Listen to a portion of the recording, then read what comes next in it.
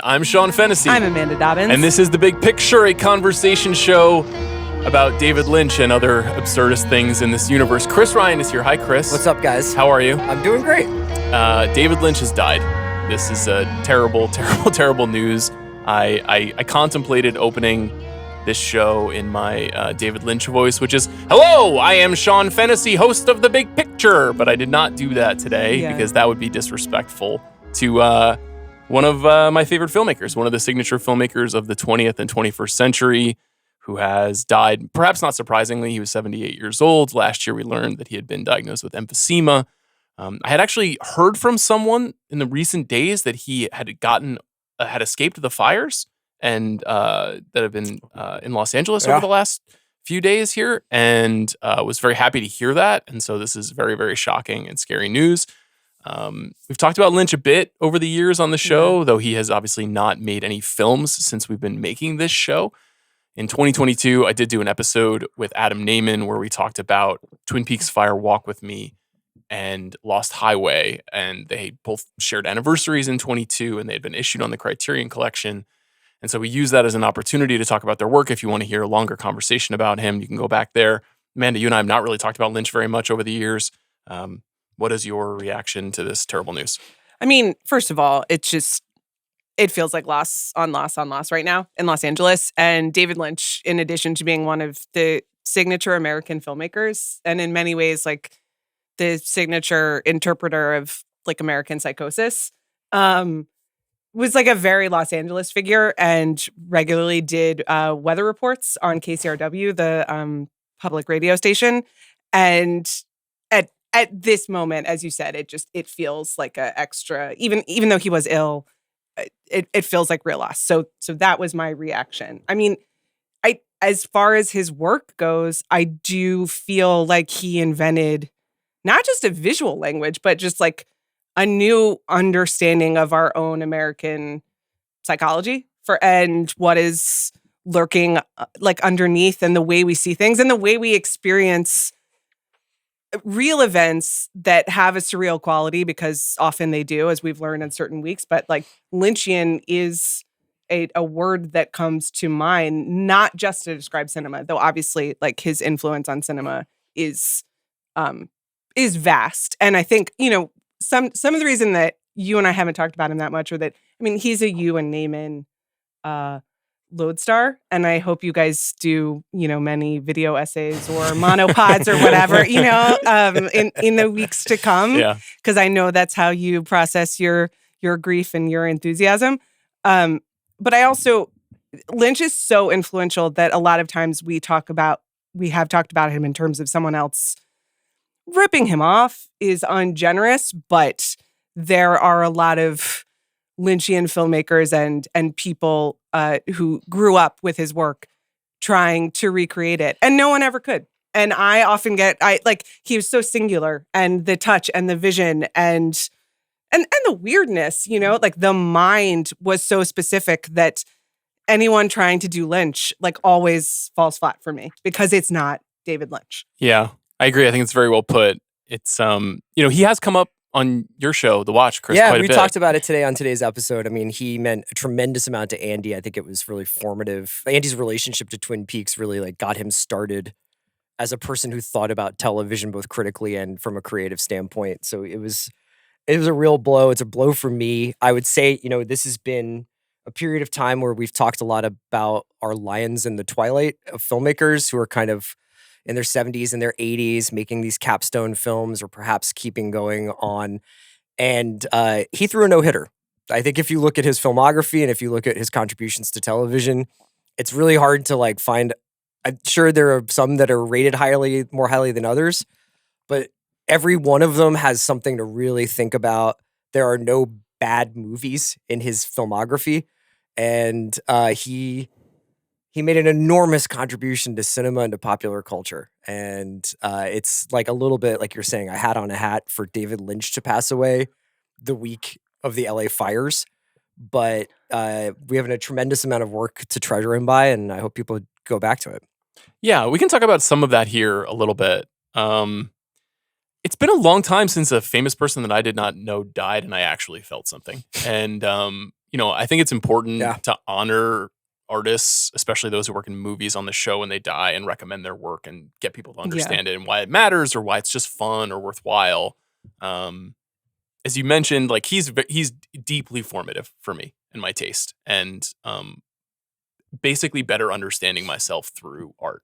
So yeah, I find it hard to talk about sometimes because also that surreality that you're talking about, that the dream state that is such a critical aspect of all of his work, is something that most people don't have language for or emotional access to. And he's able to portray something that you otherwise couldn't put anywhere else. The fact, though, like when I talked to Adam about it a few years ago, a thing that I kept circling back to that I think is, I don't know, I guess like meaningful to the way that we talk about things on this show is he was deeply avant-garde, but not an outsider.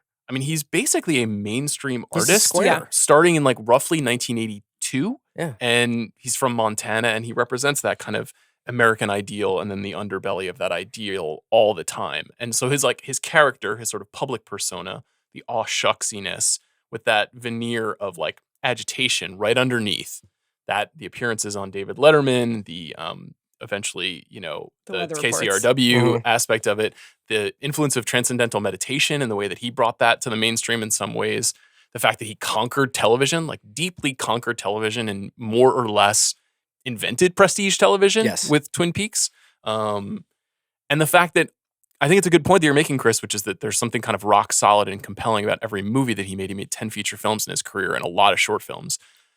Many of them were failures, quote unquote, commercial failures or critical failures upon their release, and they've all been reclaimed. It's a really good note to ourselves about like how we think about the stuff we talk about and how time is really the only judge that matters on this stuff.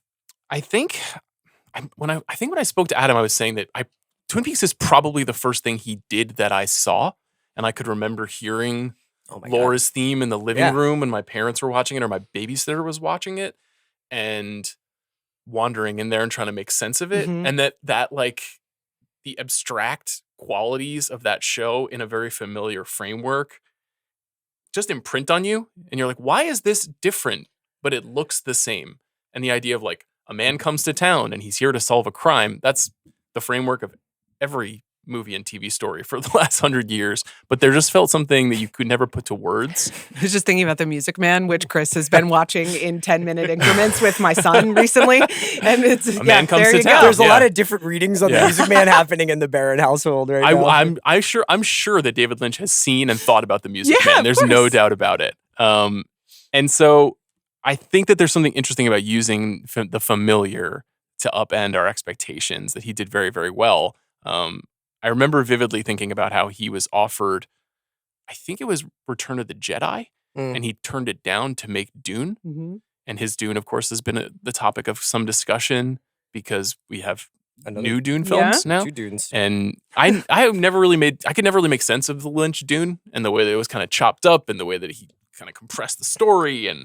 But the oddity of that, the writing in that novel, it actually makes him like weirdly a better fit than Denis Villeneuve. The movie itself just doesn't totally hang together. But even in all the things that are sort of like don't work, and that was a lot of what we discussed with Lost Highway, which got slammed when it was released.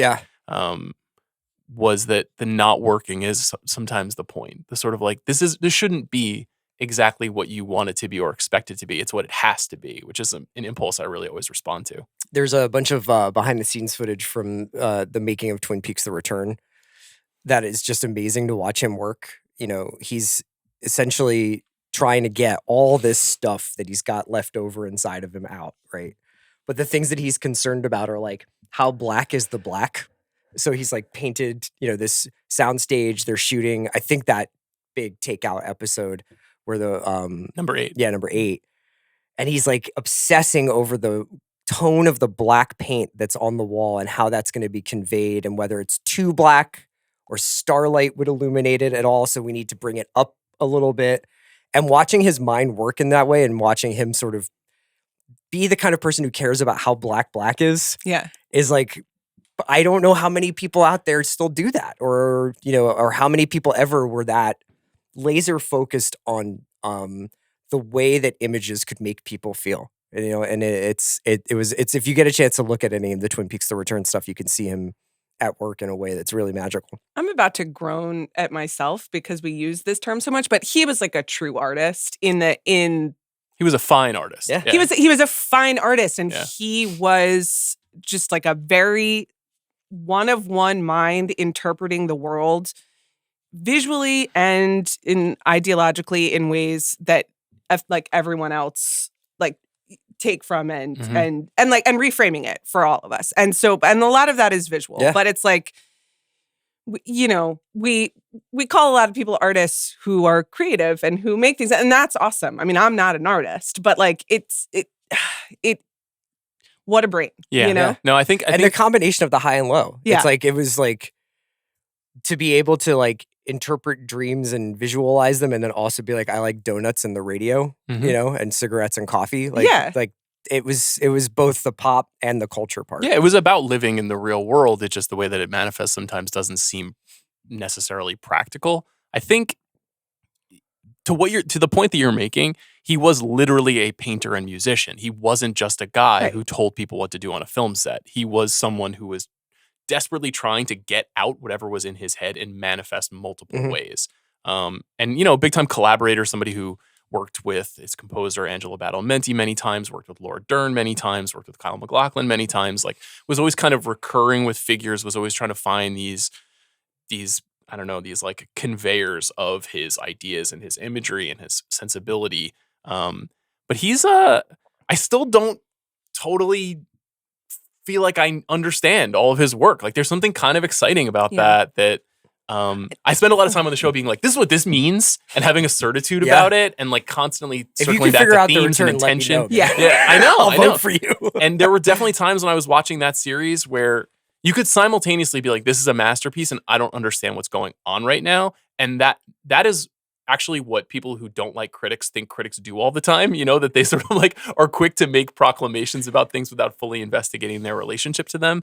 But there's like Inland Empire is impossibly hard to watch and ugly and annoying. Yes. And, like, I mean, that's the thing. And also deep. Like if there's a movie about the LA fires that exist, it's kind of Inland Empire. You know what I mean? Like the idea of like accessing the difficulty of tragedy and our lack of control in the universe.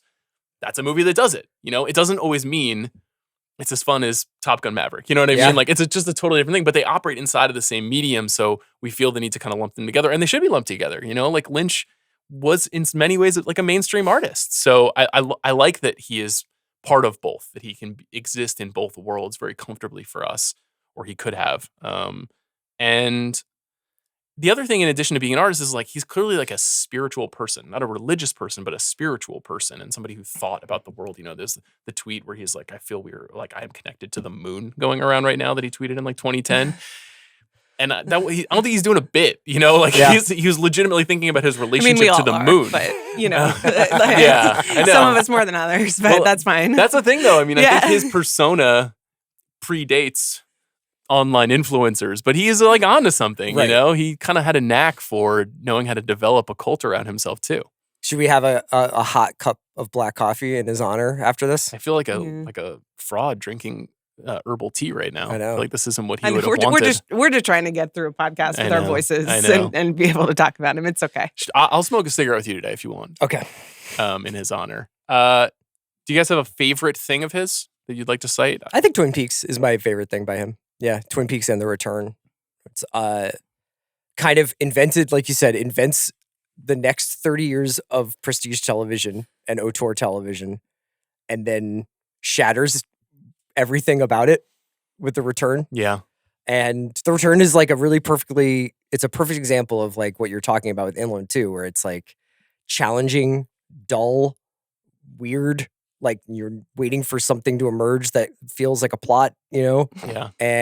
Or you're like, I can't believe this is about like a dumb version of Dale, you know, or whatever you're watching. And there's stuff in The Return where you're like, who is this character being played by this tremendously famous actor that showed up in episode 13? Like he just like did not care about the conventions of expectation when you were watching something like that. It's pretty crazy. Twin Peaks is hard to go back to because it's just so much. It was at a time when there were so many episodes of shows. So wrapping my head around like, I'll definitely I have 60 hours to watch this. Twin I've Peaks. I've never done all of it. Yeah. I've seen some of it, but I was too The second young. season too. I was too like young a- even to like dip in with the babysitter, which you also talked about on that David Lynch episode with Adam Naiman, and rad did I? babysitter is all I have to say. Yeah, I remember her well. Karen. I didn't have a rad babysitter. I don't know if my parents watched it. So Mulholland Drive was my first, and also given Amanda's set of interests, like my favorite by far. Yeah. And what I think I saw it probably pretty close to its release because it was in the Oscar conversation, which is to our point about like the mainstream and like straddling both worlds. Like it was accessible to 17-year-old me. And it was like something I knew about. And I was like, I guess that I should check that out. Even as I'm also like learning about old Hollywood and learning about like what noir is. And so, coming to a genre and the exploration and the upending of the genre at the same time, it was like extremely formative and being like, oh, there are different ways to look at these things and different ways to express them. And things can be really weird and also cool. Yeah. Have you guys seen Naomi Watts' David Lynch impression? That video where she did one of those like straight to camera New York Times interviews, I think pretty recently, and she was like, David Lynch on your corner once told me, well, we can all coexist. Naomi, anyone who sits in the palm of King Kong is a movie star for life. That's such a good impression. I'm paraphrasing it. Well, that was one of the big jobs that she got in the aftermath of Mulholland We skipped Drive. over your babysitter being named Karen. She is named Did she Karen. tell on you a lot? No, she was a cool Karen. That's good. Trust me. This was well before Karen came to be known as an unfriendly manager. term in this country.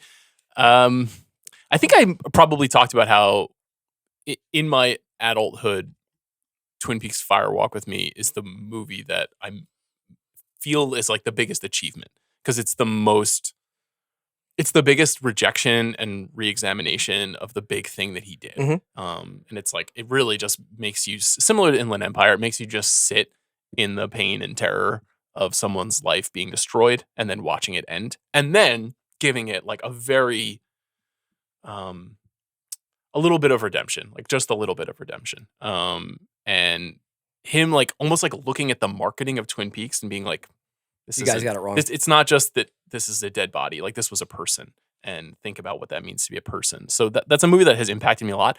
And then this is true of many a man in America. But when you have a child and you watch Eraserhead, after having a child, you're like, oh, this is about having a baby. Like I didn't realize that this is about having like obviously the character, there is a baby in Eraserhead, but you're like the actual mind state, the fugue state that you enter when you have a child. Yeah. Maybe you should watch Eraserhead tonight. No. So, I mean, this is the thing is that I deal with that very differently than you do.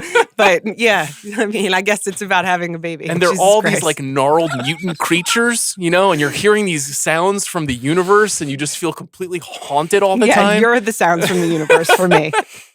Yeah, what an amazing artist. God, I loved him so much. If you haven't seen the work of David Lynch, listeners at home should absolutely explore them. I think many of those films are on the Criterion channel right now. Most of them are widely available. There's also a lot of short films that are available. I think there's a few short films on Netflix right now.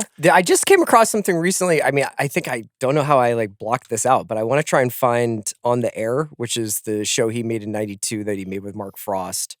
He directed one episode, but it's basically about like a 1950s radio station. That's more like a sitcom, right? Is it? Okay. He did 2 TV shows in the 90s that weren't Twin Peaks. Yeah. Hotel Room.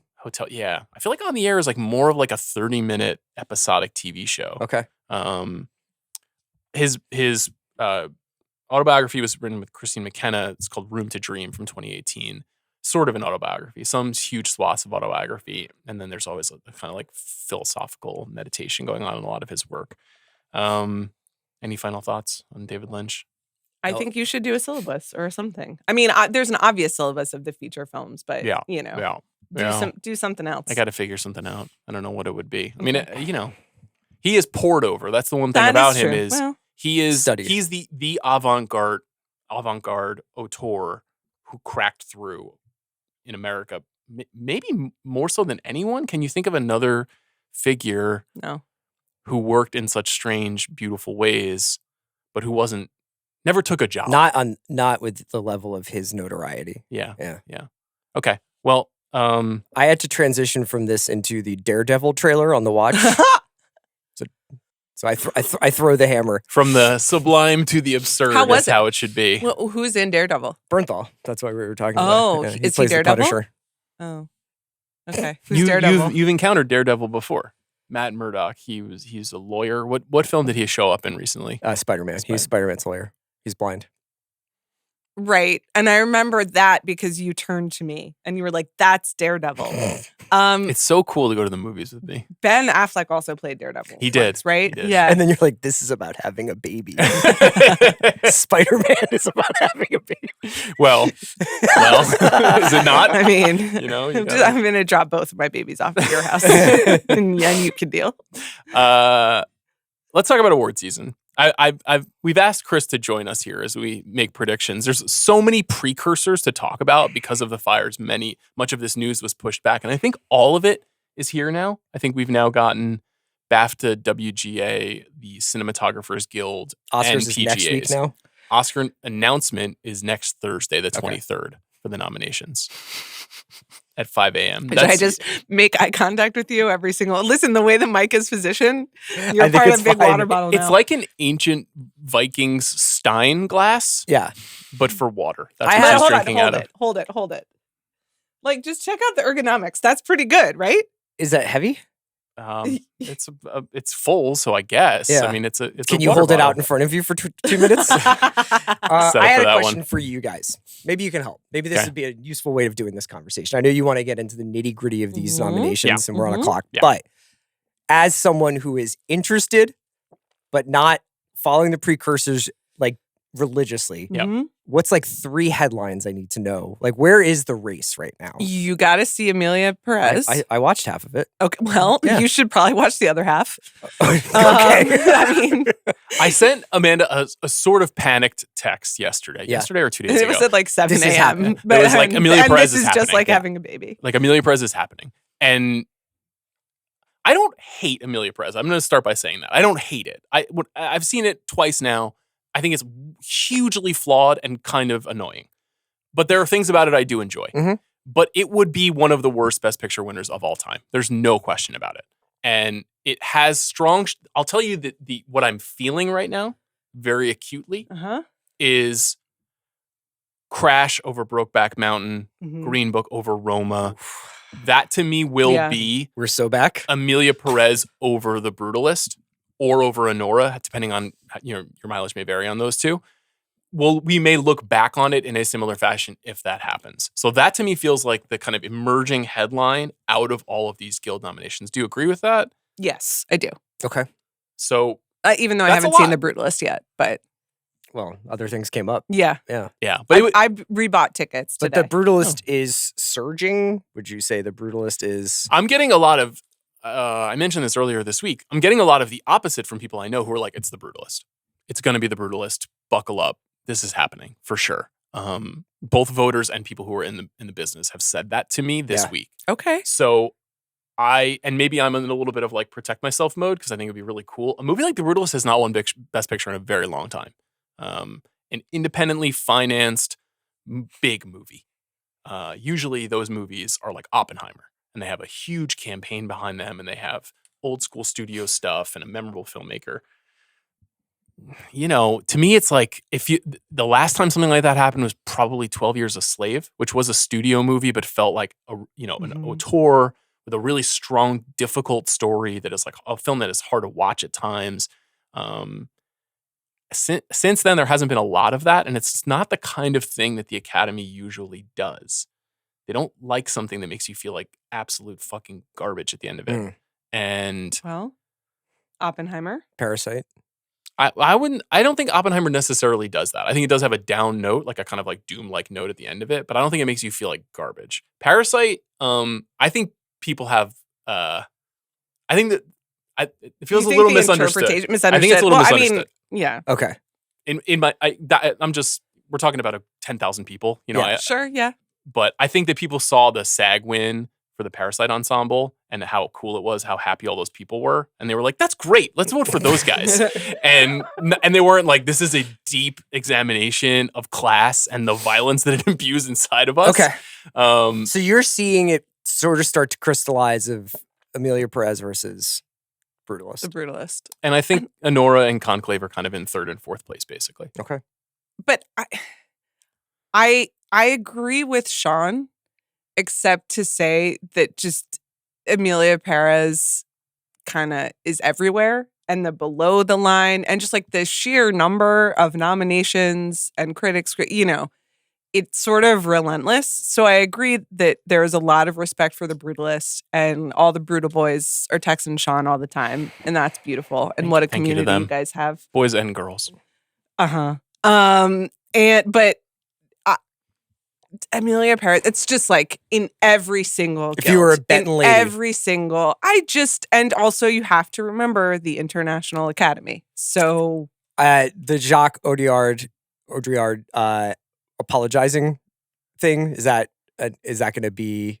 I don't think anybody's going to care. You What mean did just he him noting apologize that they didn't actually have enough Mexican representation and enough point of view And like, from sorry if anybody Mexican was offended. people. It's an opera, it's a fantasy, and Okay. it's supposed to be reality. I think that particular criticism is very valid, especially if you're a Mexican filmmaker or film artist. But I also don't think it's like the only way to understand why the movie doesn't work. It yeah. has problems. I think the trans criticisms, which are complicated, but in short, the idea that like there is something sublimated in a person and that they need to like be violent and criminal until they become their true self is like a very bad and ugly metaphor that is very regressive. Yeah. And I cited that when we talked about the movie months ago, and it's very weird the way that the movie tries to complicate the character and actually makes the character seem more simple, the Amelia Perez character. So it's one of those things where like 20 years from now, if a movie like this wins Best Picture, we're going to be like, and our understanding Right. of gender and emotional point of view changes over time, it's going to look really, really bad. I think. An incredibly weird year for gender at the movies, and especially at the Academy Awards. Did you get involved in any of the Nora Criterion cover art discussion no. What on happened Twitter now? yesterday, where people were like, Believe it or not. this cover is too I missed sexy," it. and the tagline was like, "Bring her home," and it What? implied that you could like bring the sex worker home, if you buy the Blu-ray. Oh, I we're mean, in a take it down a dystopian notch. state. Yeah, we're in a dystopian state. Okay, so those are Yeah. good. Amelia Perez had 10 nominations at BAFTA. I can sound smart tonight when I go out and hang out with all my friends. right? Yeah. Who are those friends? Are they not here at the table with you? They're all like guys who don't watch movies and are Okay. involved in the Oscar race. I see, yeah, very cool. They are just How in hardcore far in bands. Or? Amelia Perez did you make it? Like 6 songs in. Okay, so That's what a was lot. the last song? I don't know.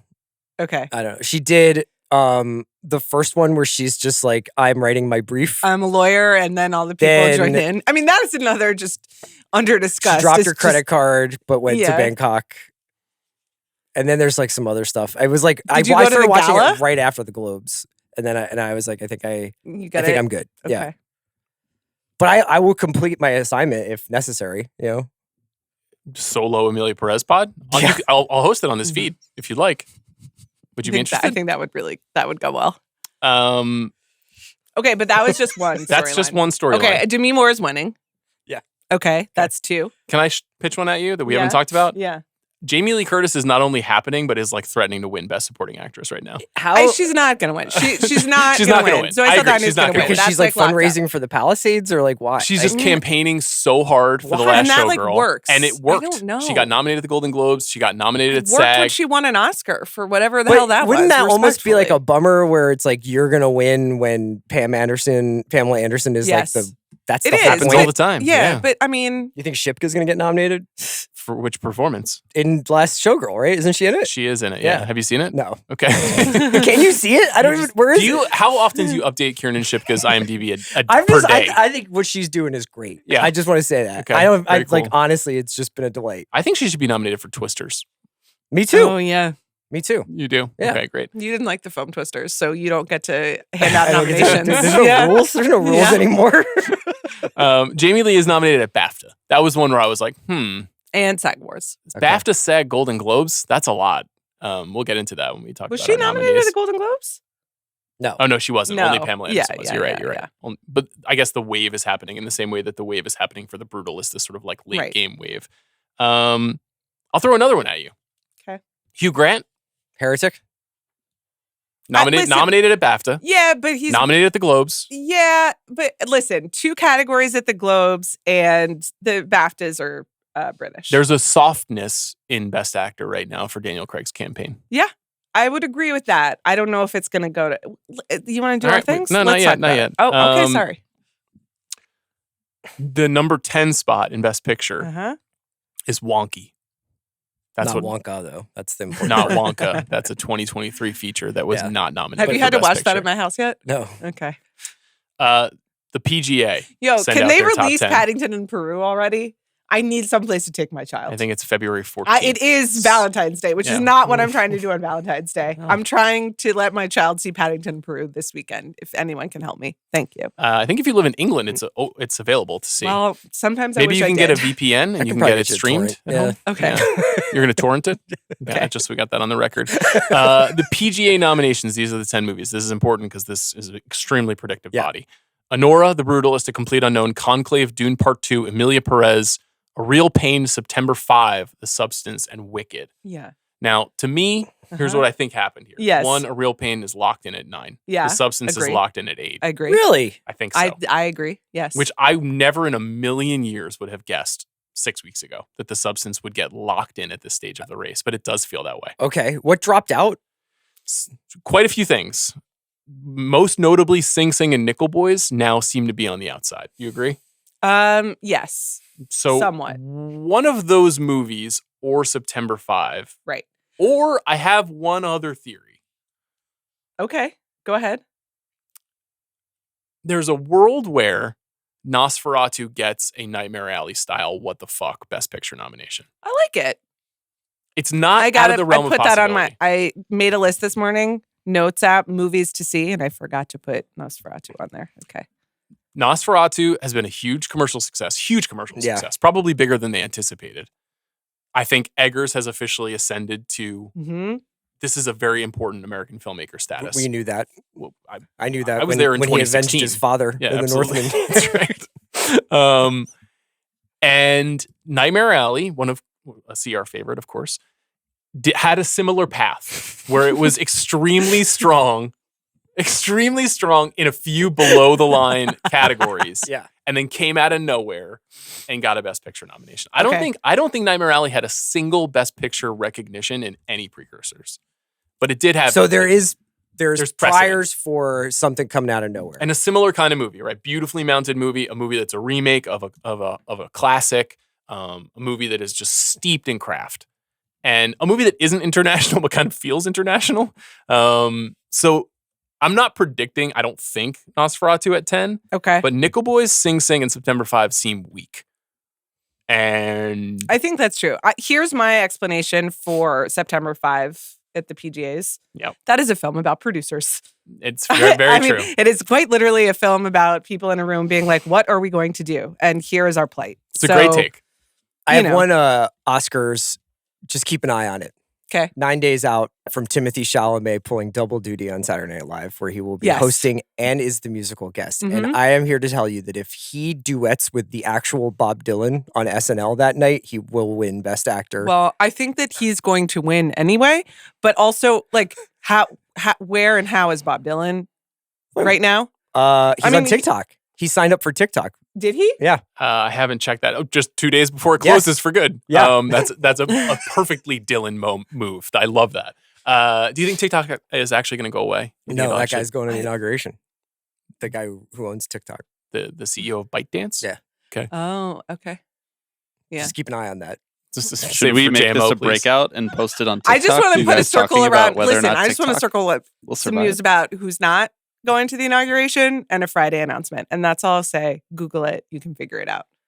I don't understand what you're saying. There's someone who's not going to the inauguration. Oh, we know that. Yeah. Yeah. And it's sad. I literally have no idea what you guys are Okay. talking about. Chalamet. My SNL. other note was Yeah. A Complete Unknown is way stronger than I realized. Yeah, it's a good movie. Open your heart. Well, it's got nothing to do with that. The thing is like, It's got a little bit. I think if you take out Emilia Perez, pretty solid slate. Not the best ever slate of Best Picture nominees, but a lot of interesting movies. Nothing that like really, really, really goes to that forever place for me, but it's a solid collection of movies. A Complete Unknown, also commercially successful. It's okay. It's an okay list. Okay. What don't you like? I'm not going to go that far. I think. I mean, I don't like Wicked, obviously. Yeah, like we've got like Wicked and Emilia Perez are my least favorite of the 6 contenders. more weeks to talk about this and to let our feelings known bit by bit. Is that your strategy usually? Yeah. Parcel it out. Mystery box podcasting. What's your favorite of the nominated films? Civil War is not going to be nominated for Best Picture, Chris. Honora. Yeah, that's right. Did you notice that Alex Garland did receive a WGA Sure did. nomination? Why don't you just Touchdown! Why don't you just read the list of ineligible titles for the WGA? Well, there are quite a few, Amanda. Thanks for teeing that up. You're saying by process of elimination they had to give Alex Garland Let me just share with you the list of films. Okay. These Why are the weren't these not eligible? because of the various rules that the Guild has around eligibility. And there are quite a few WGA. This always happens. There's usually 2 or 3 notable movies that Because don't. Tarantino can't get it. 'cause he's Precisely, in the not a Guild, member right? of the Guild. These are the films: Conclave, Emilia Perez, I'm Still Here, The Room Next Door, Sing Sing, The Wild Robot, All We Imagine As Light, The Brutalist, Dee Dee, A Different Man, Hard Truths, His 3 Daughters, I Saw the TV Glow, The Seed of the Sacred Fig, September 5, and The Substance. So those can't be nominated. None of those For were the eligible WGA, for either yeah. WGA. So, So after then all here of comes them- your man, Alex Garland. Your number one boy. It's okay. You love Emerald Fennell too. You know, you're you're in the mix. Yeah. You know, you like to see some I stuff like big on the big ideas screen. and big feelings. Yeah. Yeah. Yeah, you do. How do you feel about the Wuthering Heights adaptation? I'm into it. No, you're not. No, let me help you right now. You're not. I don't know. Saltburn was good. We're still talking about it. Yeah, you are. She's still in your head. Yeah. That's true. That's She true. is, Yeah. A true termite filmmaker. Yeah. Original screenplay nominees were A Real Pain, Honora, Challengers, Civil War, and Mild Ass from the WGA. Okay. Did you see Mild I Ass? did. Oh, sorry, you weren't asking.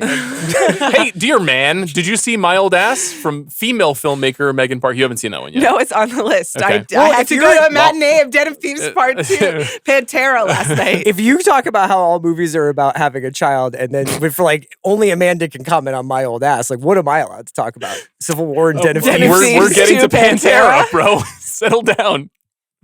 But Big Nick has kids. You know, it's really about fatherhood. really good who are point. not in the film. Eraserhead, Den of Thieves 2, Pantera double feature. Who says no? Not a single person. Adapted screenplay nominees from WGA: Complete Unknown, Dune Part 2, Hitman, Nickel Boys, and Wicked. Wicked, eh? Interesting. It's WGA is not very predictive these days because of all of these rules. The cinematography guild is interesting to me. The Brutalist, Complete Unknown, Conclave, Dune Part 2, Maria, Nosferatu, and Wicked. Yeah. This is, I think, literally the only guild that doesn't have Emilia Perez in its nominations, which it seems fine based on Emilia Perez, which, to be fair, I watched on my television screen. You could see a world where Maria and Nosferatu get in at the Oscars in that category and not Emilia Perez. I could see that. Okay. Seems plausible, especially Jaron Blaschke, previously nominated, Ed Lackman, previously nominated. So there's a lot of admiration in those. Those Did are you starting see to be the Maria? best guilds. I will not be seeing Maria. Really nice You apartment. will not be seeing Maria. I don't believe so, no. Out of a really nice silent apartment? protest? Is that what you said? that they recreate her Paris apartment. It's really nice. Is it nicer than I see achievement everywhere. than Amy you know? Brenneman's apartment in Heat? You know? Yes. It's, well, maybe more my taste. Yeah. I'm trying to order some other meaningful takeaways from these awards. Not too many. I think we hit all the big topics, right? Yeah. One thing that I noticed that the PGAs is doing is Outstanding Producer of Televised or Streamed Motion Picture. Oh, So these are okay. just movies One thing that you go noticed straight as to a studio. member of the PGA? Well, I mean, I voted on the award, obviously, but Okay.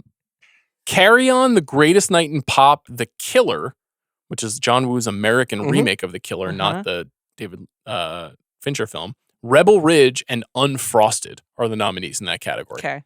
This is I dystopian. feel like I just took 8 helium hits. This is buddies voting for buddies, you know? Why do we need this award? What is it for? You speak. Yeah, it's like if Rebel Ridge is good. I'm not on the board of directors of the Producers Guild. I mean, they obviously created it because they want to acknowledge more titles, and but it actually indicates that there is a meaningful difference in producing a film for streaming. And that's kind of weird. That puts words to something that we have sort of felt in the culture in the last few years, where there's sort of like there is a difference between a streaming movie and a theatrically released movie. And Rebel Ridge and The Greatest Night in Pop have nothing to do with each other. And the way that they were made have nothing to do with each other. Yeah, One Rebel is an Ridge archival documentary with talking heads. The other is an action movie. Right. So, it was good. I watched it because you did. guys kept talking about it. Yeah. You enjoyed it? That's a good movie. Did you watch Carry On? Not yet. I mean, I'm still playing catch up. I don't know if that's one that you need to prioritize. It's not on the top of the list. Okay. Yeah. I want a supercut of all the Bateman scenes so I can run those before every pod just to get fired up. JCS, has it got another one for us? He does. The Woman in the Yard. Damn. Honestly, great trailer. And it just you could just tell it's like a real director made this just from looking at a trailer, not some guy that they found on the street. I'm like, JCS, he knows how to frame a shot, man. Yeah. He knows how to make an image. Yeah. Enjoyed that trailer. What do you think's going to win in this category? In this streaming thing? Yeah. Carry On. I don't know. Yeah. Carry On? What? So they fucking nominated Unfrosted. What are we talking about? You know who directed that? Jerry Seinfeld. Yeah. Yeah. So but isn't it Carry On's the most popular thing here? I could just. That's true. It is. Although Rebel Ridge was very popular as well. But Carry On's much more popular than Rebel Ridge. You think Carry On's is it going to be the most hit. popular Netflix movie of all It time? seems like it's on its way, right? How do you feel about the film Don't Look Up? Well, I'll tell you, Sean, it's hard to comment. Back in the news. I've noticed Look that it's Up. back in the news.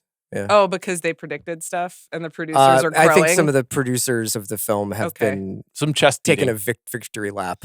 I don't think is the right time to do that. Me Yeah, neither. I think everyone involved with Don't Look Up should have their access to the internet cut off because Good point. that after Timothy Chalamet? fascism, He was involved. I'm okay. You know who I mean. Leonardo DiCaprio? You know who I Kate mean. Blanchett? And you know what I'm talking about. Well, that's the reason I bring that movie up is because I'm like, that is certainly there are producers that are beating their chest about the world news and the climate, but the most famous actors in all of Hollywood were in that movie. Yeah. Tyler Perry's in that movie. He's good. He is very funny. Listen, when Tyler Perry shows up in a movie, you know it's going to be good. Yeah. Real It's Gone Girl. Yeah, and there's another one where he's like a fixer and someone who is it? What was it? he's recently? Alex Cross in a movie, right? Isn't that the idea? I guess so. The James Patterson Oh, character. Did he ever play Alex Cross? I feel like he did. Maybe I'm misremembering something. Maybe he was up for Alex Cross. Okay. I think that's most of the precursor conversation He that was needs Alex to be had. Cross in the movie Alex Cross There you go. in 2012. How fitting. He did not direct that movie. No, Rob Cohen directed that. Oh, Rob Cohen. He of Triple X fame? Mhm. Have you seen Triple X? Yeah, of course I have. Where are you at on Vin these days? I don't really think I've liked a Vin since. Man Apart? No, I was gonna say the one where he's blind on a planet. Pitch Black? Yeah, those are cool. You haven't liked a Vin movie since Pitch Black? That was like 2001. Wow. Yeah. Tough. What about Find Me Guilty, the Sidney Lumet film? That's all right. Okay. It's not.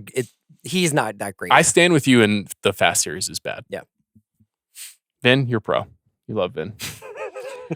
Listen, Fast Five. Mm-hmm. They take the vault. I liked it. You know. Okay. Yeah. So This is a great segue. it is, but we're not there yet. We're have not to do there our yet. Oscar We got to do some nominations predictions. first. Let us do some predictions. Okay. You want to make predictions? Well, because I think that people come to this podcast for expertise. Do I they? assure you they do not. You two have the tea. You have the leaves. Thank you so much. We'll predict the top 8 categories, the Mhm. acting awards, So what are you picture, predicting, director, and winner screenplay. or Just what will be nominated come next Thursday. Sound good? Yes. And in addition to that, we'll do a hoping for. It'd be great if. It'd be cool if this happened. I almost texted you, but I'm just bringing this to you on the podcast now. You also have to take a nomination away. Oh, when you do, I'm hoping great. for. Love it. Thank you. Love Yeah. it. Great. Let's start at the bottom. Let's start with screenplay. Okay. Best adapted screenplay. You want to go first? Or you want me to go first? I'll go first. So Jacques Audiard, Emilia Perez, Peter Strawn, Conclave, James Mangold and Jay Cox, A Complete Unknown, Ramel Ross and Jocelyn Barnes, Nickel Boys, and I forgot to look up the credits for Wicked, but Wicked. Hold on. Where is this in the document? Screenplay? Winnie Wicked. Holzman and Yes. and Dana Steven something. Schwartzman. Yeah. Okay. For Wicked. So you don't have. What do you not have from my? You don't have Sing Sing on your list. No. Well, what is you're hoping for? Sing Sing. Oh, interesting. Okay, so I have Sing Sing on my list. Yeah. So my list and then is, you're hoping for Wicked. and I'm hoping for Nickel Boys. Oh. I feel that. Okay. I feel that one of the sad things that is happening is that Nickel Boys did not get the awards run that it Mhm. deserved. Nickel Boys is both WGA and BAFTA. I hear you. So Okay. I'm I also well, BAFTA has 6 nominees, right? yes, but 1, 2, 3, 4, 5. You're right. Oh. It does have 6, but no. In screenplay, it 5 in seems that it screenplay? only has BAFTA 5. is so confusing. One thing that happened with BAFTA Yeah. this year is that they used to have a jury system that would allow for additional films to get in that weren't based on the sort of popular voting for the nominees, and they just did away with that now. Oh, okay. So they've changed their voting rules Like multiple 45 times, times. and like sometimes it's one of the most predictive award shows, and other times it's way different. So it's kind of hard to know what BAFTA means to the Oscars right now. Screenplay, and I feel like a broken record, but screenplay is a place where we often get to reward cool movies Mhm. that That we aren't won't be rewarded other rewarded. places. Yes. So I'm hoping that Nickel Boys comes in on that one. So for adapted screenplay, I have A Complete Unknown, Conclave, Emilia Perez, Sing Sing, and Wicked. Okay. I would like Nickel Boys to replace Wicked. Okay. I don't get the Wicked thing like oh, at me all too. for screenplay. Yes, that's who I'm taking it away from is Wicked. Sure. It's a stage musical. Obviously, some things have been changed, but like, Apparently, a lot has been added, yeah. but they didn't get rid of the singing goat. So, okay. Best original screenplay. have you seen Wicked? No. Okay. Did you know that animals start singing? I have listened to the big picture, yeah. Oh, okay. Best original screenplay. Yeah. I'll go first. Okay. I have Honora, The Brutalist, Hard Truths, A Real Pain in the Substance. I like that. I've got 4 out of 5. Honora, A Real Pain in the Substance, The Brutalist, and Challengers. So Challengers is my hoping for. Yeah, it was my hoping for, and then I decided to bump Justin Kuritsky's up. Again, under the theory that this is a screenplay is a place where we honor things. Mm-hmm. Cool that- stuff. Yeah, cool stuff. I like that movie. Yeah, the Quentin Tarantino, Wes Anderson Yeah. Award. Yeah, Sure. the Sophia and- Coppola right, Award. Yeah. exactly. The Jordan Peele Award. Yeah.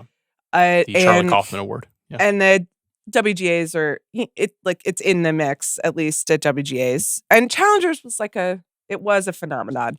That So also what do you want that to replace? what I want Challengers to replace. No. That's my 5th. That's my that's number your 5. 5th. And what I'd like, that also gives me room then to say that I'd like to see Aaron Schimberg for A Different Man. Well, what is that replacing? A Real Pain. Damn. Well, Real Pain was very nice. I have Challengers. I would like Challengers to knock out The Substance. The Substance is spectacular in many ways. Yeah. Not a great Its screenplay. is not Yeah. my favorite screenplay. It did win Best Screenplay at Cannes, Mm-hmm. and obviously people do like the screenplay. I would argue that the screenplay is a kind of agglomeration of a lot of ideas and movies that we've seen before. Yes. But it puts them together in memorable ways. The execution is amazing. Yeah.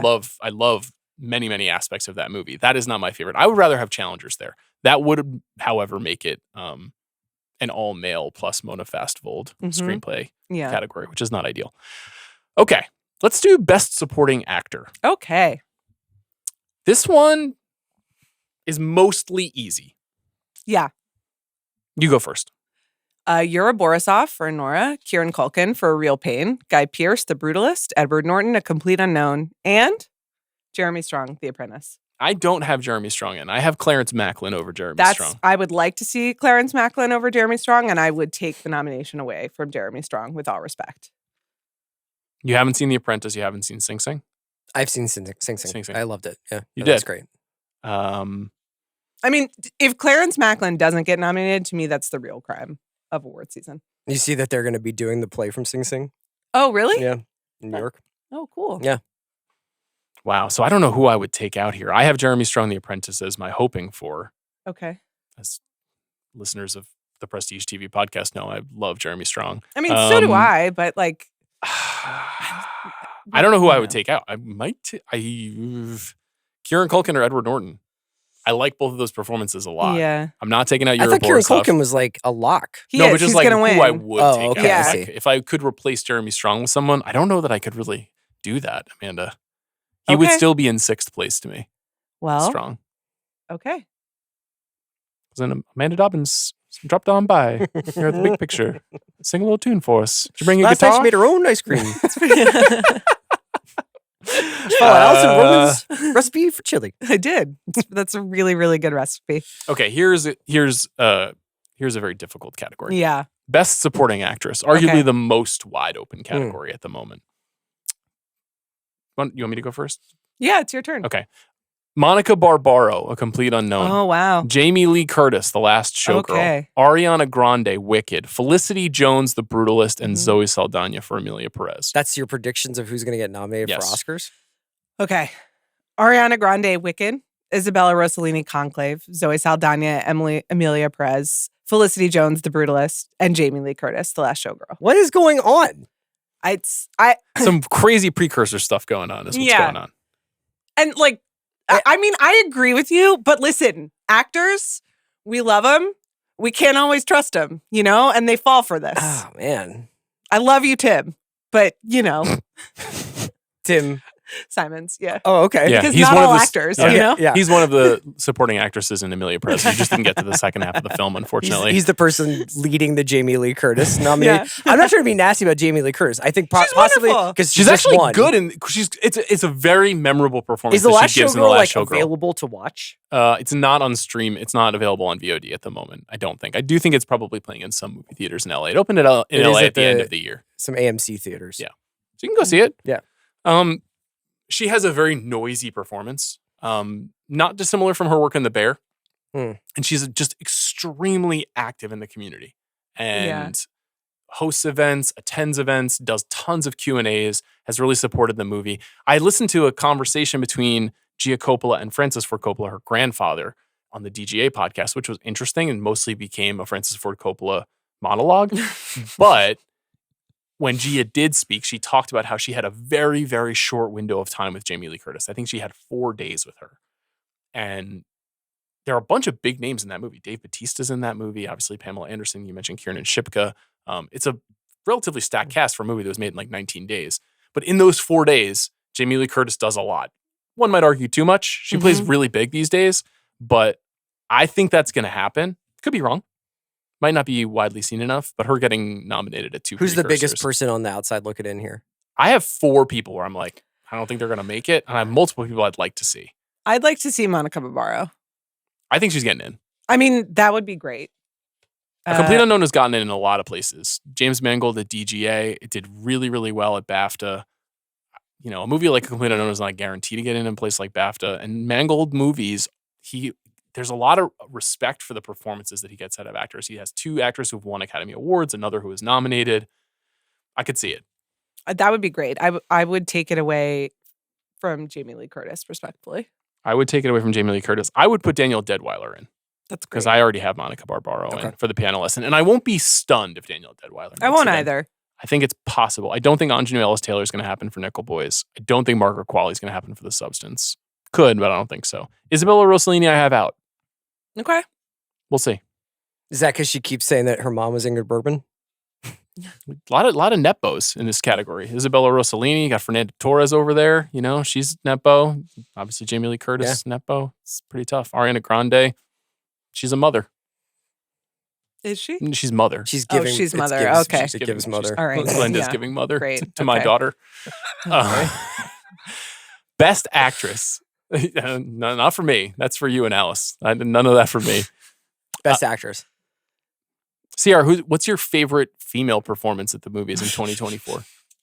You ask like I don't have any. Have you seen any films featuring women? Yeah. I mean, that's a... Mikey Madison? I think it's Mikey and me. Yeah, Mikey to me. two of my favorites. What's your roster, Amanda? And Marianne Jean-Baptiste. I thought was incredible in Hard Truths. So Marianne Jean-Baptiste in Hard Truths is that's the swing I'm going for, but I think it's going to happen. Yep. I'm seeing Hard Truths tomorrow. Cynthia Erivo, Wicked, Carlos Sofia Gascon, Amelia Perez, Mikey Madison and Nora, and Demi Moore, The Substance. We match on all 5. Mm-hmm. I also think Marianne Jean-Baptiste is getting in. Not as many indicators as you'd like to see, but previously a nominee. Something that a lot of the hardcore pundits have pointed out recently is that Marianne Jean-Baptiste, while she is an English performer in a Mike Leigh movie, is like very much a working actor in Los Angeles who is on like a procedural CBS television show for many years, who a lot of people have worked with over time. She's a part of the community of Hollywood. Right. So that felt very compelling to me. Now that would leave out Fernanda Torres, Pamela Anderson, and I would like to see Nicole Kidman. That's also who I have down. Okay. You coming around on Baby Girl? I like it. I always liked it. What do You didn't want to put it in the Hall of Fame. Oh, But I acquiesced. I know. Okay. you find it too sexually confrontational.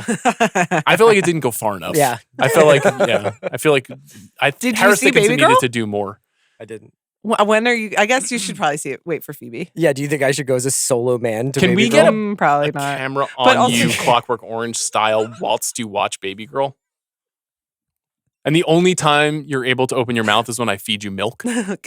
I heard about that. Yeah. Yeah. Yeah, I bet you'd like that. Nicole Kidman would knock out for me Cynthia Erivo. Me as well. Yeah. And let me say, that's just because of the Wicked performance. Incredible press run. Yep. Really appreciate and support all of it. Is this the first category that we match on? I think so. That's I mean, we're interesting. like 4 for 5 on Yeah. basically every Yeah. single one. Yeah. As unpredictable a year as it has Yeah. been, I think the precursors have started to calcify a lot of this Mhm. stuff. Best actor. Yes. I'll go first. Okay. I believe the nominees will be Adrian Brody for The Brutalist, Timothée Chalamet for A Complete Unknown, Coleman Domingo for Sing Sing, Rafe Fiennes for Conclave, and Sebastian Stan Me too. for The Apprentice. The Apprentice. Yeah. Really? Yeah. I mean, I don't know if you are aware of what's happening on Monday, but I think that Never people seen- are working through their feelings. Yeah. Never seen a guy turn a campaign around by sheer will, too, the way that Stan has publicly talked about the way that this movie was received and drawn Basically people called in. everybody cowards for Yes. not supporting it. Yes. Yeah. And it worked. And it was very smart. And from my perspective, totally worthy nomination. I think he's excellent in that movie. That's not a fun movie to watch these days for a variety of reasons, but he's an exceptional actor. It's very brave to take on this part and for a variety of reasons. If I had to do a hoping for, Yeah. it would be Hugh Grant. Me too. Because it would just be fun would to just have be him fun. around. Yeah. Yeah. Have I him don't at the. really know who I'd be knocking off here. Can I be honest? Now that I don't think he's gonna win Mm-hmm. for his It's Time award. You knock off Rafe. Yeah. And we can come back another time. He's very good in Conclave. I enjoyed that movie. Pretty silly. You guys Like- feel like Conclave in general has kind of plateaued? Well, it got the It's a good most question. BAFTA nominations. Yeah. It So got 11 nominations, but All Quiet on the Western Front got 14 nominations. Sure. It got a And- ton of Oscar nominations too. Yeah. It didn't win. It didn't but- win. Well, it did win international, but it won't be eligible for that this year. They like Edward Berger movies, but I Mhm. don't know what that I like necessarily Edward Berger means. movies too. I think if, like, an actor in particular, if Chalamet wins, Sorry. Which is helpful since I'm moving to England to No, see every Paddington time and you Peru. stare right into my eyes as you take a giant.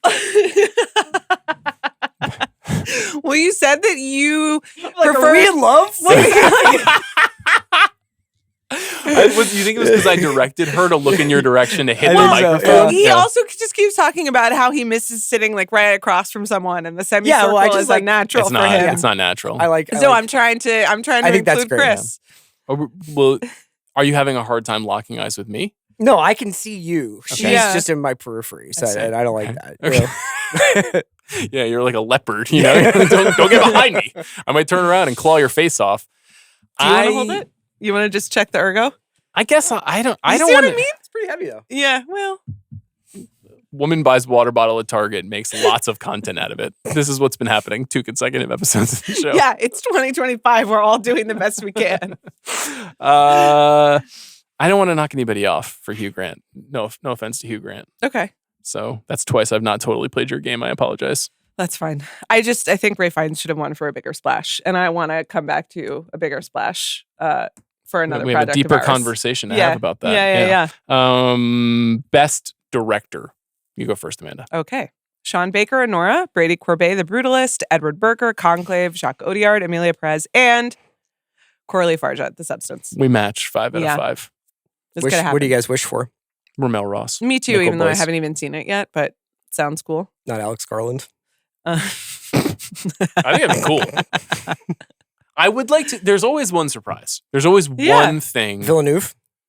No, that's not happening. I guess that was a takeaway that we should have held your hand. You and it's not happening. He's actually being Villeneuve. retroactively nominated for Sicario. It's going to be very exciting that morning. I don't think it's happening Who do either. you think will win the Thalberg Award first? Stefano Solima or Jeremy Saulnier? Yeah. I don't. I have Ramel down as my hoping for. I would probably take Edward Berger off. I would take Audiard. Oh, Audiard. Yeah, I didn't even think of Audiard. I definitely would take Jacques Audiard. Sorry, you're right. That's the right move. Denis or James Mangold wouldn't be stunned if either of them made it. Also, wouldn't be stunned if Coralie Farjat missed. I wouldn't either, but they're getting better about being like, we should probably nominate a woman. You know, I believe there is a clause in the voting for BAFTA that you need to include a woman. There is, yeah. I mean, they have all sorts of things. Which how do you feel about that? It's very complicated. Okay. Feel free to share. Let's keep it moving. Are you holding space because you want to be able to move to England without coming under fire from the British Association of Film and Television? You want to move to England because so she can see Paddington in Peru. Oh, okay, yeah. Did he ever use the postcards that we brought back for him? The book with the letters. Paddington? The Paddington book that we brought back. Yes, but then we lost one of the postcard, so it's always funny to watch you guys getting into a conversation about Knox and you only refer to him as he, as though he were Christ. Best picture. Okay. Here's what I've got. Did I just go? No, I go now. Why don't, what if we alternate and then you could say yes or no? That keeps it fun for me. I'll start. Anora. Yes. The Brutalist. Yes. A Complete Unknown. Yes. Conclave. Well, I was supposed to go again, but yes, I have Conclave. Amelia Perez. Yes. And Wicked. Yes. Dune Part 2. Yes. A Real Pain. Yes. The Substance. Yes. I'm going to go with Nickel Boys. I have Sing Sing. Okay, mine is I'd like to see Sing Sing, but I'm not taking it away from Nickel Boys, a film I literally haven't seen yet. It's on my list. I would take it away from Amelia Perez. Can I ask a question? Win. Yeah. Why is Dune Part 2 a Best Picture nominee if it's not getting any other recognition? I think that Dune Part 2 might fall off. That could be a surprise. It's possible. It's possible. It is very widely seen and has huge support for Below the Line and will probably have somewhere between 4 and 7 Below the Line nominations. You got to think about sound, visual effects, production design, costumes, hair and makeup, cinematography. Like these are all in play. Plus director is in play, plus Best Picture. I think Dune Part 1 had 10 nominations and won, I think, 4 Oscars. So there's big appreciation for the mounting of that movie. There's not a lot of appreciation for being considered a Best Picture worthy masterpiece, which I think is a darn shame. And is kind of the last, if The Substance is getting nominated for Best Picture, a science fiction movie winning Best Picture, I guess Everything Everywhere All at Once was kind of that, but not really. Mm-hmm. But like a true hard sci-fi movie winning Best Picture is like, that's the last step. That's the last stage. Because sci-fi is not superhero. Like superhero is a much more modern thing. Science fiction movies, Metropolis is 100 years old. Like this has been happening in movies for a long time and it is still not accepted in the same way that virtually every other genre is. So I think it's interesting that it has no chance right now, even though it's one of the 10 highest grossing movies of the year. Many people agree it's terrific. Villeneuve has also ascended to very rarefied air as a director. I'm fairly certain that it will not get the Return of the King. Will get you on the last one because Dune Messiah is quite weird. Odd. I'm wondering how many modifications Wicked style will be made to Messiah to make it seem more praiseworthy. Whatever they do, it's still going to be a tougher. I think it's still going to be a tougher watch. Okay. And it's going to be a tougher. I don't think it's going to be as broadly popular. It's on the calendar, right? Is it I think it's supposed to 2027? be, is Villeneuve's next film. Or 26? It might be for 20. It might be end of year 26. No, that can't be right. I'm gonna look really quickly. Yeah, look. I mean, I'm just thinking through. Is everyone available? Like, what else do we know about everyone else's next project? It's a very good question, specifically because you've got Chalamet, Zendaya, and Florence, but Austin Butler's dead, right? Mm-hmm. I believe I think it's dated for December 18th, 2026. Okay. But I think it's just untitled Denis Villeneuve film.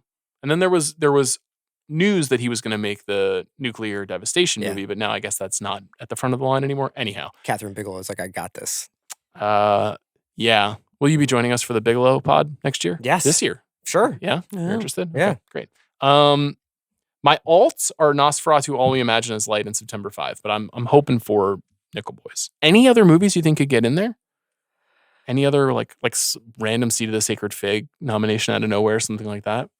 Sure, though I think it would be All We Imagine Is Light as the kind of international. Yeah, I could see that happening. I could see that happening. My like, reasoning for Nickel out. Boys is that it's like it's everywhere. You know, it was not in the DGA 5, but Ramel Ross did get like first feature, right? Mm-hmm.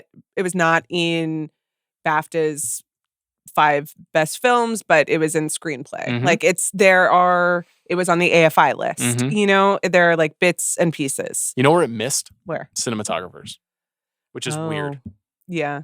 That wasn't a good sign to me. Okay. It missing because Jomo Frey, I believe the cinematographer's name is his work has been very celebrated for what they do in that movie, and not being there is a bit suspect. Okay.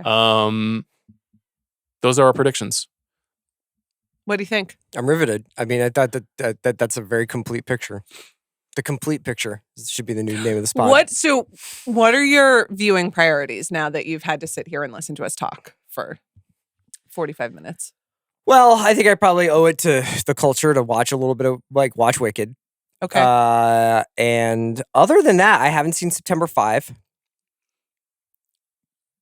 And that's it, I think. Otherwise, I'm pretty up to date. And the other half of Amelia Perez. Are you prepared to address the fact that you watched and loved Flo?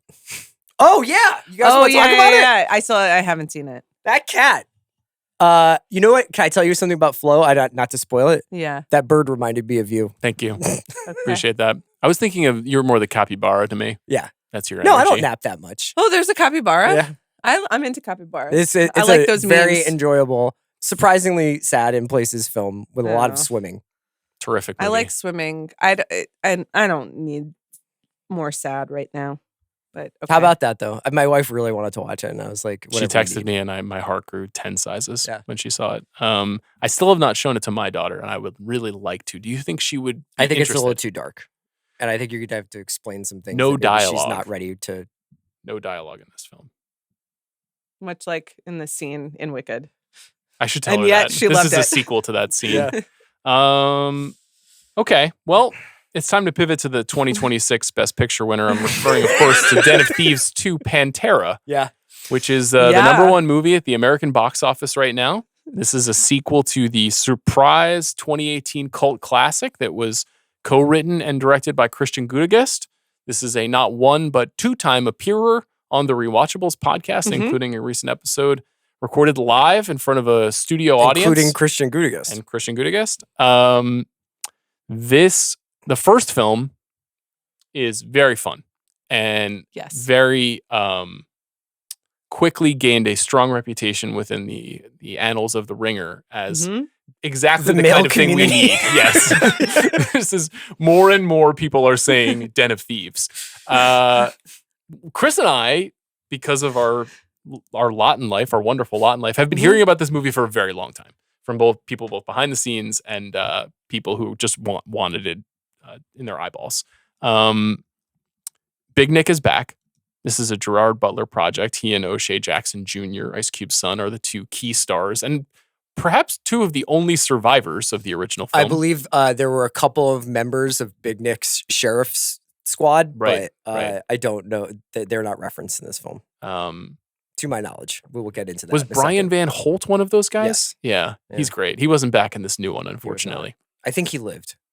I think you're right. Yeah. Den of Thieves, you're not really on the record about Den of Thieves, the original film. That is because despite, living and working alongside you guys for many years, I had not seen it until this week. It was more like I got all the, I knew about Benihana, I knew about, I knew it was in the Heat tradition. Yes. Did you know this much Atlanta would be in Torrance and Gardena? I mean, I've come to expect it at this point. So I had a real treat of watching Den of Thieves and then Den of Thieves 2. And I have to tell you, when Benihana shows up, it's just electric. I was like, Benihana, here we are. One of the best scenes in the movie. Scene-stealing location. Yeah. Gerard Butler confronting Pablo Schreiber. Despite knowing so much about Den of Thieves, without having seen Den of Thieves, I was like, oh, wow, they're really going for it. I got it. Yeah. I really understood it. I thought parts of it were absolutely ridiculous, but on purpose. And that is the point. And I had a fantastic time. We commonly use the word garbage to describe a certain kind of movie that feels similar to a more classical or celebrated version of a movie. Yeah. This is the truest garbage heat movie that exists. Yeah, absolutely. And I say that with a lot of affection. Yeah. I really, really like the original Den of Thieves. It's on streaming on Max right now if you're interested in checking it out. It seems like a lot of people are checking it out. I think it's number 1 on their movie chart at the moment. I saw it all over Letterboxd last week. This new movie, you could make the case doesn't need to exist, and I think that's part of why I greatly enjoyed this movie. This sequel is very, very different. It takes us away from Eastern Los Angeles and creates an international journey of heistery. Big Nick is back. CR, I thought before we get into your feelings about the movie, do you just want to talk about your experience of watching this film? So obviously, as Sean has mentioned, this was it's an international crime caper. It's mostly set in the south of France. It pulls from the legendary and infamous Balkan jewel heist gang, the Pink Panthers. There is a Pantera, is why that's the name of the film. Yes. It's the Panthers. There is Italian spoken in this film. There's French spoken in this film. There's assorted Balkan languages. Quite a bit of Serbian. Yes, a lot of Serbian. And I went to a Friday night showing of this film at an AMC theater, and like thousands of men across this country, I was apparently one of the people who saw what was, according to the man in the lobby who worked for the theater, a corrupted file. And so they needed to re-download it at the last second. And that version of the movie that we watched did not have subtitles. So I watched Den of Thieves with no subtitles. Now, you guys saw it, I imagine, with subtitles. I did. How much of the movie had subtitles? So much. Yeah, like a good amount. So it's fair to say that 60% of this film is in a language that I didn't really understand. Like, I can sometimes pick up some French broadly, right? But I got what this movie I was going to say, for. but like also in many ways, this is a silent film. I agree. And that was kind of a remarkable experience. So I had seen the first 10 minutes when Christian Gudegast came for the Den of Thieves podcast. He showed the first 10 minutes of Pantera to the crowd, which is a heist and has subtitles, which is what made my alarm bells go off. And I was like, it's weird. Did they took them off after they screen tested it with us or something? And then as we got further and further into it and guys are just having full conversations in French, I was like, this seems wrong. So I ran out to the lobby and I was like, do you guys have to hit like a button to turn the subtitles on? He's like, oh no, it's the file. Sorry. And if you go online, lots of people were like, I went to go see Den of Thieves Friday night and there were no subtitles. It was so fucked up. And I think actually also maybe the way in which it was projected that night was off. Like there were some people complaining about some visual stuff. It sounds like they've righted the ship. And it sounds like America voted with their wallets and said, we're here for Big Nick, no matter what language it's in. So very strange. We can get into the film itself. Well, what you're talking about, though, is an amazing test of whether or not this movie is total cinema baby. Yeah. Because the plotting, as with the original film, quite arcane. Sometimes deeply confusing. And that may not matter. I did text you as I was revisiting the original this week, Chris, and I was like, why is the last hour of Den of Thieves the way that it is? Which is to say, so long and complicated and almost like the slow cinema of heist movies, where you're sort of like, what point are you trying to make by dragging this out in the very specific way that you are? I think ultimately I came to understand something that's very clear in this movie too, which is that this filmmaker is just like, it's so fucking cool what these guys do. Yeah. And it's hard and it takes a lot of work. And I'm going to spend time focusing on all the little details, even if you think it's like a little bit boring. Like, and definitely confusing. Yeah. And this movie I think is somewhat similar, but it does an inversion of that, which is that the first hour of Den of Thieves 2 is basically a hangout movie. It's like Midnight Run. Yeah, and there's been a lot of comparisons to Ocean's 12. Yeah, it's not... It's a buddy comedy. Yes. It's like two guys fish out of water in south of France doing Molly. Yeah. Yes. Getting to know each other. Yeah. I almost went to the bathroom during the Molly scene. Can you imagine? That would have been a mistake. And I will say this for the film. After that point, I was like, well, I don't know when I can go to the bathroom because like I'm going to miss them doing Molly. And it took like a really long time. And I'll tell you that I finally went to the bathroom during the heart-to-heart scene, but I had to get through... After they swim back to shore? Or no, when he's like, I need this, brother. When they're having shawarma and When they're having shawarma, which I guess is like not that long after the Molly scene. It's just that the Molly scene goes on for a while. Well, I sat through... I was like, I really have to stay because I need to hear what O'Shea Jackson Jr.'s like motivation. Like, what's the explanation? What's the motivation? Like, help me understand this character. And then sort of that happened. And then Gerard Butler was like doing some Big Nick relating stuff. And I was like, yeah, I get it. I can pee during this. You don't understand men. That's my takeaway. No, I know. Reading of that sequence. So... Sometimes a man has to walk to a magnet school, and that explains why he is an internationally known criminal felon. Well, I watched that part. Yeah. And then that was great. And it actually wasn't great. And the flaw of the movie obviously is they can't act. It's hard to get that stuff, the motivational, emotional connectivity to characters. That's not really what Den of Thieves is about. I liked that they tried to go for it to give us a reason to better understand Nick and Donnie, and I liked watching that scene, but I wasn't like, oh, I see now why these men are this way. Like men are that way because they're animals. Yeah. Like, that's what the movie is about. Yeah.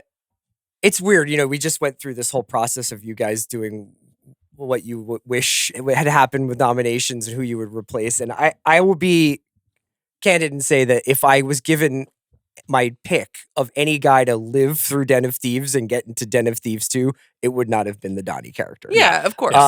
His sort of naivete is a twist in the first one where you're like, how's this guy get hooked up with these absolute like hitters? Right. And then you find out, well, he's like kind of the Kaiser Soze of the whole thing. Yeah, but even when like, what does he have to say? Like, I'm very aware of my entire environment or whatever. But like, that's not delivered in a confidence inspiring way. It's not it's not as super believable. You think you should have been recast with Spacey? No, but we did tease out like the idea of like could Merriman have had like a twin somewhere that we could bring back that Pablo Schreiber could play. In any case, I think that this is a really fun and cool crime film. It's not necessarily the spiritual inheritor of the Den of Thieves mystique for me. Do you know what I mean? Interesting. I thought it was tonally much different. It asked us to kind of imagine this guy 7 years later. Is that what it is? Like, because like he's looking at pictures of himself. And he's like, oh, that was years ago, right? Like, yeah. Although his daughter didn't seem that much older. I couldn't remember. Do we see his daughter in this movie? I thought we saw. Yeah, when she's getting in the car when they're leaving in the first film. Oh, but we don't see her in the second film. He's just at family court. Oh, you're right. We don't see her. We don't see her. Yeah. Okay. Yeah. So I can't remember how much time is supposed to have transpired. He visits her at school in the first film. Yes. That's where he goes before the shootout at the end. I thought it was like a really, really cool movie as like a caper that's separate from Den of Thieves. Mm-hmm. When in this film, Big Nick says, and this time no one gets hurt. There was like a real like, oh.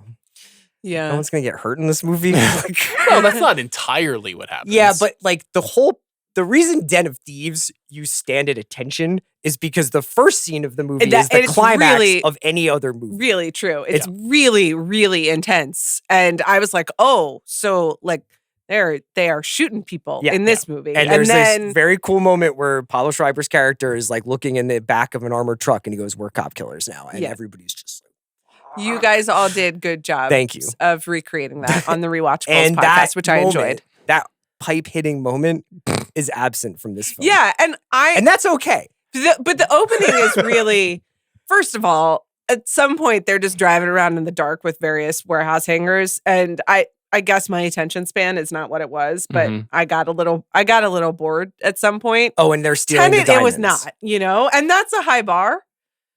You got a little bored in 2 during the heist? At the beginning. Oh, yeah, okay. The Antwerp heist. Yeah, the Antwerp heist. Oh, and which they're is, driving. yeah. Because, and also having just seen Den of Thieves, I was expecting it to start with a banger like Den of Thieves. And I was like, okay, you guys are just driving around, but you're not even exploding the plane. It's really more to set up the Cleopatra character and how she connects with Donnie and this kind of new den. That's what they're showing us is the new den. And I think what the movie is trying to do is say the Den of Thieves has nothing to do with Merriman or even in some ways Big Nick. What it has to do is like a coterie of people who steal things. But that's what it is. I agree with Chris that misunderstands what's appealing about Den of Thieves. Could be. But maybe what this is, and I think that this is going to be a long-running franchise, it can be many things. And maybe what will happen. Now, can Big Nick keep it going? Can Big Nick keep showing up? I don't think you can do one of these without him. I agree with that. you. So how do they get him back in the fold after the events at the end of this movie, which we don't necessarily have to spoil for this episode? Well, he has this like halfway in the fold. I mean, he's always been in and outside of the law at the it's same part time. of what makes him a great character. It is so deep. It's a so great deep bit. He doesn't know which way is up. Yeah. I know. It's such a good aspect of that found part. this. So I found Big Nick. This was obviously Big Nick has entered my life in the last week. Just like an incredibly repellent character in like such a powerful way. But I was like, no, this is good because I'm allergic to all of that. Yeah, but they commit to it so much in that the first one especially. Yeah. But I was just like, wow, this is like, if I had to write out my definition of a true fucking loser, like the type of person in the world that I'm just like, yuck, it would be that. And they nailed all of it. So that's really beautiful. It's weird because if anything, Den of Thieves 2 softens him. Well, that's the thing is at the beginning of this film, you're like, this is very much the same loser that you're talking about. And even all the way up until the moment when he gets to France and he encounters Donnie, you're like, this guy's still a piece of shit. Yeah. He's drinking the Johnny Walker. He's so sweaty. His hair is like wet the whole time in this movie, which is just disgusting. I don't know, is he putting product in there or why is it always wet? And you think that he's going to break better than anybody's ever broken before. Which would have been hard as shit. Yes. And they've chosen to do the opposite, which is you pointed it out, but they like weirdly make him very ethical. He's like Batman now. Yeah. Yeah. Which I think is maybe... He like goes to a church. He does and have like a moment of... Go specifically, I think, to see that cop, but yeah. Well, sure, but like his moment of revelation is like literally in church. In church, yeah. So I think only 3 guys die in this movie. Well, there's an epic aerial assassination at the end of a long car chase. Oh yeah, it's incredible! It's amazing. So the car chase is shit was sick. Incredible. Yeah. It is worth the price of admission. The car chase at the end of the movie. It is so cool. Driving through the mountains of Nice in France in Porsches that have been like basically like doctored to not have any safety measures. Totally blacked out with the NOS all the way up. So there's some extreme violence there. There's a little bit of like, there's a Serbian gang that is running all of the heist work in Europe stuff that is like I would say a little vague. Well, sure. Those guys are Sardinian, right? They're in Sardinia, but my man's name is Slobodan. Oh yeah, no, Slobodan's different than the guy at the end of the movie. Yeah. Yes, that's true. But But Slobodan is Italian like the mafia, target. And then Slobodan is the guy. That was my the leader of the Panthers. that was my understanding. As well. What I'm saying is Slobodan, that the Serbian gangs run the heist game. Yeah. Yeah. Whereas the Italian mafia runs the diamond exchange. And they steal the wrong diamonds. Yes. And I mean all that stuff was very cool to me. Yeah. Did you notice this one thing? Either of you. Was there a drone shot every 5 seconds in this film? Yeah, it felt like it, yeah. I actually thought, I usually get so annoyed by this, and my single biggest annoyance in American movies right now is a film either opening or moving from its second act to its third act with a drone shot moving through a forest and a lonely road Yes. following a car. Yes. This is the most overdone shot in American movies and TV right Yes. now. It should be over. We should never see it again. We do not need to see that there is a desolation and an isolation in the forest and in the American experience. We get it. However, if you're in the mountains of Sardinia, It's very cool. you should have a drone shot. I found it in the first half a little bit more distracting. The car chase in the mountains, the drone's going everywhere. It's awesome. In the first half, when you're like, we're like 80 seconds into a scene, and then it's Yeah. like a drone that goes like flying out the car window. I'm just like, all right, There's a man, lot. Like, There's To a me, lot. it's just also, it has become now this sign of, oh, we didn't actually go here. We just sent a drone to take a shot. And, and I know that's not actually true in this case, but This my was shot on brain- location, though, yeah, right? but now my brain, whenever I see one of the shots, I'm like, okay, establishing fix for shot. something? Yeah, Yeah, and then yeah. you're, and I get mad. it's essentially 2 movies, though. I mean, that's worth talking about. Like, the first movie, the first half of it is this kind of like shaggy dog buddy cop, like 2 guys opposites attract, having fun.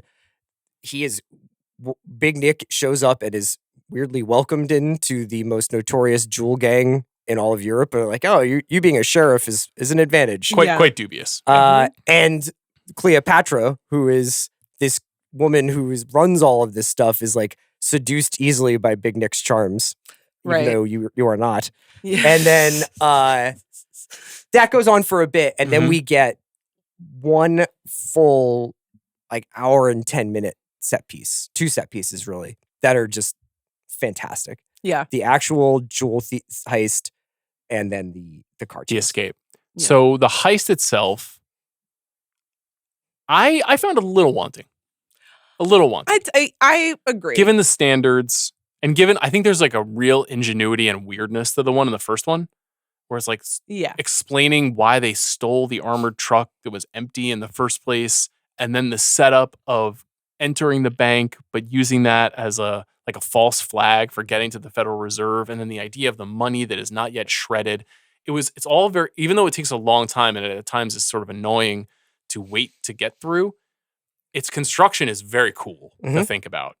This one is similarly ornate, where sort of like Donnie makes a deal to sell diamonds and then needs to steal back those diamonds. Is I that think more or he less how it works? steals the Italian mafia's diamonds. Right, he steals it. And the diamonds, Italian then sells mafia them. is like, you have to get our diamonds back while in the process of stealing all these other diamonds. Right. Or we'll kill you. Or we'll yeah. kill you, And they're the Italian mafia, so you don't. Yeah. No, I agree. Despite the elaborate setup at the end of the day, the second half of the movie, the heist, the tension is just like, oh no, now we have to do this thing and it's not going well. Okay, but then we fixed it. And then we have to do this other thing. It's as instead of puzzle pieces coming together, and it's like, oh no, we can't find this special pink diamond that we need because the Italian mafia is going to kill us. And then, okay, we found it. And oh no, Gerard Butler is like too swole to get off the roof, and then, which is like a thing that happens. Or fat. But And I think then he blew his ACL out somewhere in the last couple of years, and that was hindering his in real performance. life. Yeah. Oh, wow. Okay. Working on some But movie. so then he just gets off the roof another way, Yeah. And then It's so interesting. I mean, part of the challenge is that they're wearing masks. And so there are plenty of times during that heist where I was like, is that Jerry Butler? Or is that some other guy? Is that a Serbian thief? And so that inability, like he's the comms man through the heist. So that's how we kind of know that we're tracking him, as he's talking to Cleopatra about why were all of the rooms named after the beers? I forget. I don't know, What was Bex and Corona, or whatever Did you it was. notice that, when each space needed to go green during the heist sequence. And they're like, Bex is clear. Corona is clear. Okay. I don't know, just an interesting code word. We started at Cleopatra and then we got to Bex. It's, it's a little strange. Fair enough. And Amstel.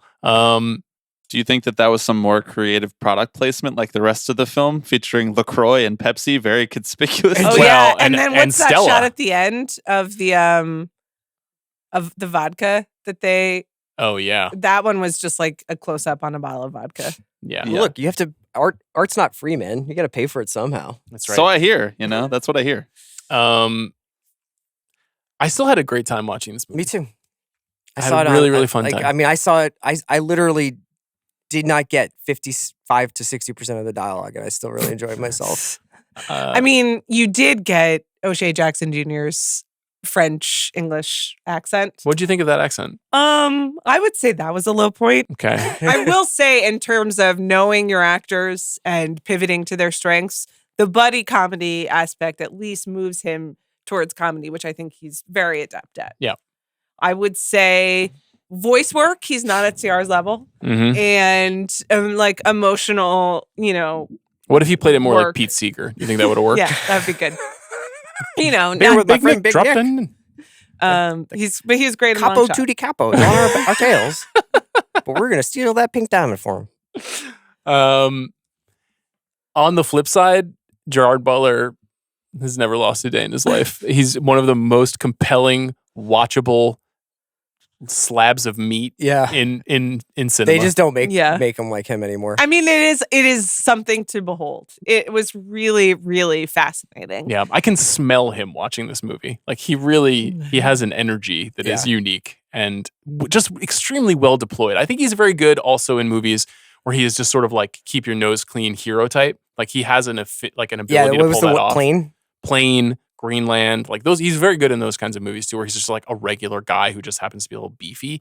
But him like stinking to high heaven while bedding down a stripper, very believable. Yeah. Have you been following the discourse about Den of Thieves 2, that it is a spiritual and cinematic inheritor to Jean-Pierre Melville's legacy? And even some, I think, have compared it to Robert Bresson.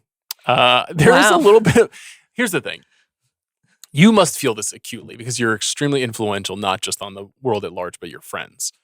But like at a certain point, you have to acknowledge that something that you've worked on has infiltrated in a bad way. And so all the boys on Letterboxd being like, this is Rafifi to me about Den of Thieves 2 means I have transgressed and that I need to apologize for my sins. It's fucking And this sort of like the anxiety of influence. You've got to put on your prayer belt from First Reform. Truly, I need to start, whipping myself, Yeah. Paul Bettany style. I'm a little concerned about that. That's not what this movie is. There's admiration. I think that there is those definitely like kinds of he's like, films. I love French gangster movies, Yes. and this is supposed to be Yeah. a mood piece. Yes. I totally think that. I don't want to sound like a crazy like caveman. It's just that part of the joy of Den of Thieves is the feeling that like anyone could go, anything could pop off at any moment. It could go down at Benihana, it could go down at the donut shop, whatever. And Gerard Butler being like, it's important just to like make sure guys get shot in their bulletproof vests and that nobody gets hurt is boring. I mean, yes. I want It's it. not eating a donut that doesn't have blood on it, It's not. Honestly, this is such a perfect circular moment because, of course, one of the great David Lynch quotes of all time is focus on the donut, not on the whole. That is the way of thinking about the philosophy of life. It's about what's there, not about what's not there. It's I know. not about the void. Mm-hmm. It's about the treat. It's about the exploration of what exists. And Den of Thieves is a very similar product. What You're right. exists is our movie set in Nice, in which Big And I'm Nick looking doesn't at shoot the people whole in and the I'm face. like, why? Where's Torrance? Where's Yes. You Yeah. want a Where's the dingy, Fed? nasty state that you reside in. You want to be able to drive to the exteriors that are captured in the film Den of Thieves. not the exteriors? They're all in Atlanta. Yeah. I can't drive. Are they all in Atlanta? I think a lot of it is in Atlanta. That's too bad. How do you feel about that? Big Nick's wife's house is definitely in Atlanta. Yes. How do you That's guys true. know that? Well, I know that because I researched it. But Okay. it's also like Mark Anthony Green was like, that's down the street.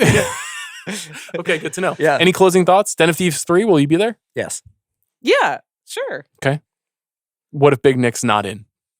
I mean, I think that would be a mistake, but who am I What Okay. side of the to law is tell Big Den Nick of, the on Den now? of Thieves universe? He's I believe he's on the fence. Is he affiliated with any kind of law enforcement organization at this point? Is he part of Interpol? Is he part of the LASD? It's unclear if Oh, he's been right. ejected from the sheriff's department of that Los one Angeles. FBI agent is his homie now. Yeah. Who he's always just like Lob and Bob Yeah. playing tennis. Yeah. Yeah. Some of the best stuff in Den of Thieves 1 is him being like, you fucked this up! Like really, Yeah. really mad at the FBI guy. Like really mad. I wish that there was more of that in this movie too. Okay. Any other closing thoughts? I enjoyed it. It's just sometimes it's nice to be a part of your world. Sometimes, Dump you is here. It's awesome. It's the right kind of January movie, I think. Yeah. Yeah. Do you think this will end up being the Beekeeper of 2025?